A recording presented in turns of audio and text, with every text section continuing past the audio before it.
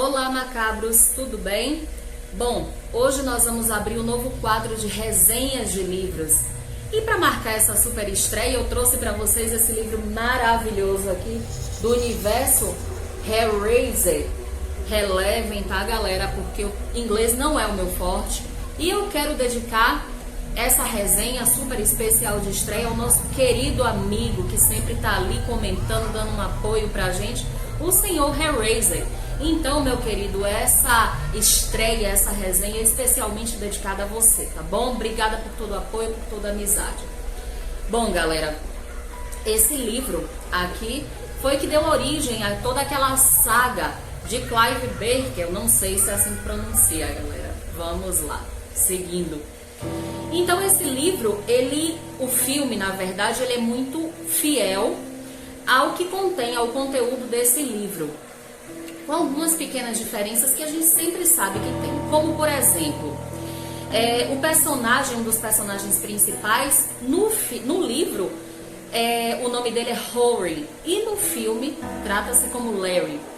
E a personagem também, eu não encontrei no livro nenhuma menção de que a Kirsty, eu não sei se é assim que pronuncia, que ela é filha de Rory, porque aqui no livro não fala que ela é filha, muito pelo contrário, ela fala que ela tem uma grande admiração por esse homem e ele tem muito carinho por ela, só que ele é apaixonado pela traíra Julia, que num passado distante ela teve um caso momentâneo com o Frank, que é o irmão do Rory, ou seja, do Larry no filme.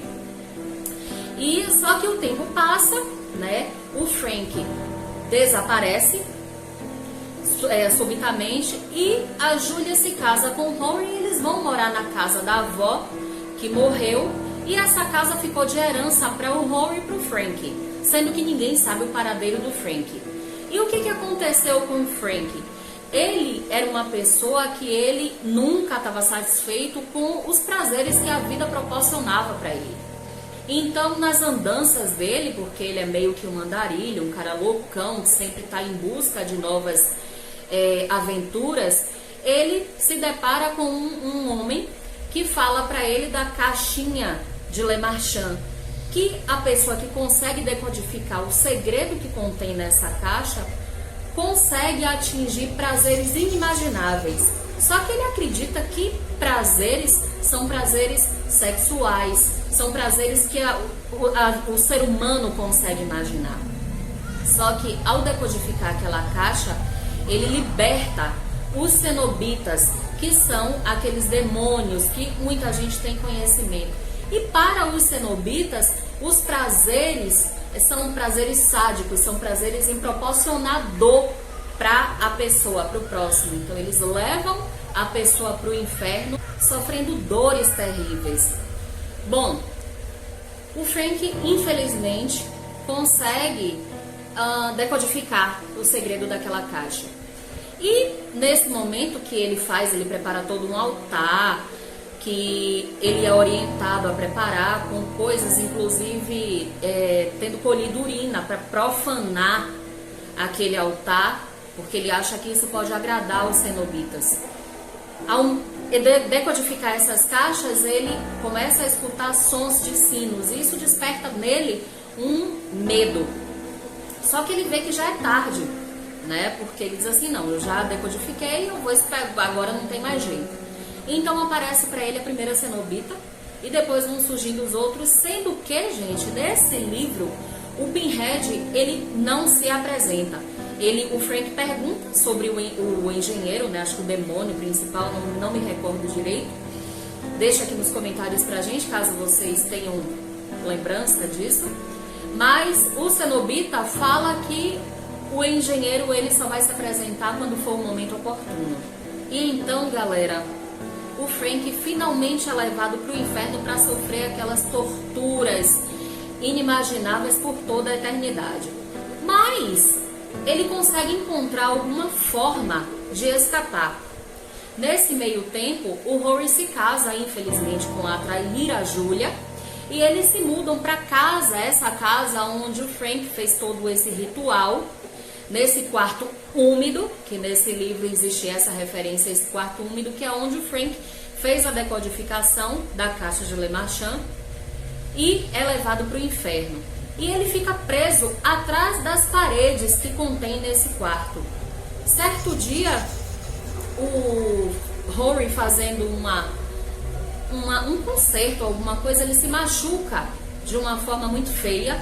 E a Julia, como ela vivia constantemente insatisfeita, porque ela era extremamente apaixonada pelo cunhado, que ela não sabia o paradeiro dele, e ela sempre vai se isolar nesse quarto úmido.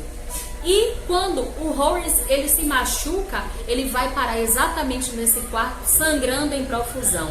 E é esse sangue que traz o Frank de volta à vida. Ele consegue escapar dali do inferno e dos cenobitas e volta à vida. Então ele se apresenta para Julia depois de um tempo e ele fala para ela que ele precisa de mais sangue e promete para ela que assim que ele voltar à vida, que ele recuperar aquele corpo que ele tinha, eles vão ter uma vida feliz em conjunto. Bom, então começa todo o desenrolar desse livro e do filme também. A Julia, ela promete para ele que ela vai sim levar vítimas, e assim ela faz. Se eu não me engano, são 3 ou 4 vítimas que ela leva para esse quarto úmido, prometendo sexo fácil. E o Frank, aquele monstro que se apresenta envolto em bandagens, muito pus também, é uma imagem assim, uma coisa que a gente imagina, uma coisa bem feia e bem nojenta, né? E ele consegue, ele mata as vítimas e ele suga aquela vida que continha naquele corpo. E, gente, eu não sei se eu cheguei a mencionar para vocês anteriormente, nesse livro tem a personagem Kirsty, que no livro ela é uma pessoa muito tímida, muito recatada, uma pessoa muito insegura. E no filme ela já não é assim, ela é uma pessoa mais bem resolvida, ela é filha do Rory, e no livro não fala sobre isso, que ela é filha, né, dele. É exatamente a pessoa que o Rory, quando ele percebe que a Julia está infeliz, está insatisfeita, ele pede para Kirsty ter uma conversa com ela. E ela vai certo dia na casa e infelizmente ela se depara com um homem, uma das vítimas, morrendo. Ele pede ajuda para Kirsty, ela não consegue ajudar porque infelizmente o Frank laça ele e mata. Eu sei que no desenrolar, para também não dar muito spoiler para vocês, ela vai parar nesse quarto úmido e o Frank fica tentando pegar ela, fica tentando matar para sugar a vida dela também. E aí só que ela encontra a caixa de Le Marchand e ela percebe que o Frank queria muito aquilo, que aquilo ali era muito importante para ele. Então, numa última tentativa para escapar daquele momento, daquele terror todo, ela arremessa a caixa pela janela e através disso ela consegue escapar. Então, mais algumas coisas acontecem. A Kirsty, ela tem uma síncope e ela é internada no hospital depois quando ela consegue escapar dessa casa. E aí ela fica obcecada porque o médico entrega para ela essa caixa de Le Marchand. E ela fica obcecada e ela termina conseguindo decodificar aquela caixa também. E uma cenobita se apresenta para ela, sendo que essa cenobita só é visível por ela, né? Os cenobitas, eles só são visíveis, só são aparentes para quem decodifica essa caixa. Então essa cenobita aparece para ela e tenta levar ela. Só que aí ela consegue barganhar, falando sobre Frank. E aí a cenobita sorri, né? Fala que eles se lembram de Frank, sim. E elas entram em um acordo, onde a Kirsty promete que vai levar os cenobitas até o Frank e devolver ele, né? Entregar ele nas mãos dos cenobitas. E aí assim é feito. Ela consegue escapar do hospital, a Kirsty, e os cenobitas vão seguindo. Só que nesse acordo, galera, é dito que o Frank precisa confessar que é ele que está ali. Então a Kirsty volta nessa casa, né? E quando ela volta nessa casa, ela encontra o Rory. E aí ela pensa que é ele que está ali, sendo que o Rory já tinha infelizmente sucumbido numa armadilha causada pela própria Julia. Ela leva o Rory para esse quarto úmido e ele infelizmente padece. O Frank mata ele, veste aquela pele, né? E aí quando a Kirsty chega lá, ela começa a tentar convencer o Rory e ela só percebe que não é ele ali quando ele usa uma frase: vem com o papai. E ela percebe que isso era uma frase dita pelo Frank. Então ela começa a tentar escapar dele, né? E ela começa a escutar aqueles sons ensurdecedores dos sinos, que são os cenobitas tentando levar ela, porque ela esquece momentaneamente daquela parte que o Frank precisava confessar que era ele que estava ali. Então quando ela vai subir as escadas para se dirigir para o quarto úmido, a Julia agarra ela pelo cabelo. E aí o Frank, quando ele vai se dirigindo até ela, com a Julia segurando a Kirsty para poder matar ela num impulso, no ímpeto ainda, com uma das últimas forças que ela tinha, ela sai e aí o Frank apunhala a Julia. E aí a Julia começa a perder as forças e o Frank, como ele é uma pessoa sem caráter nenhum, ele suga a vida também de Julia.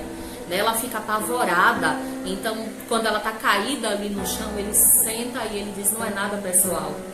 E ele suga a vida dela. E ele vai para esse quarto úmido atrás da Kirsty, aquele quarto escuro, né? E a Kirsty, com aquele som ensurdecedor daqueles sinos, ela pergunta: meu Deus, por que eles não levam ele? E aí ela se lembra desse acordo. E aí ela começa a fazer perguntas para ele, ele termina se entregando, falando sim, é o tio Frank que está aqui. E aí os cenobitas, quando ela vai tentar, quando a Kirsty vai abrir a porta, aí os cenobitas avisam para ela que ela não olhe para trás, para ela não ver, né, aquela cena que vai se desenrolar. Mas ela, no ímpeto, ela dá uma última olhada para trás e ela vê aqueles anzóis, não sei se são anzóis, não sei, mas aqueles ganchos se agarrando na pele dele. E ele dá um último sorriso para ela, ele fica possesso, porque ele chama ela de diversos nomes, diversos xingamentos, né? E dessa forma, finalmente, o Frank é levado novamente para o inferno, juntamente com os cenobitas. E aparentemente a Kirsty é liberta, porque ela cumpre a parte dela do acordo com os cenobitas. Bom, gente, esse aqui é o primeiro livro que eu adquiri. Com certeza absoluta eu vou adquirir o outro, Hellraiser, Diamante de Sangue, porque eu quero completar essa saga e vou trazer outra resenha para vocês. Mas assim, se vocês aceitam uma sugestão, esse livro super vale a pena. Ele é fininho, ó. Tá vendo? É uma leitura bem rápida. Eu devorei esse livro. E para quem gosta desse tipo de conteúdo, esse universo assim é fascinante.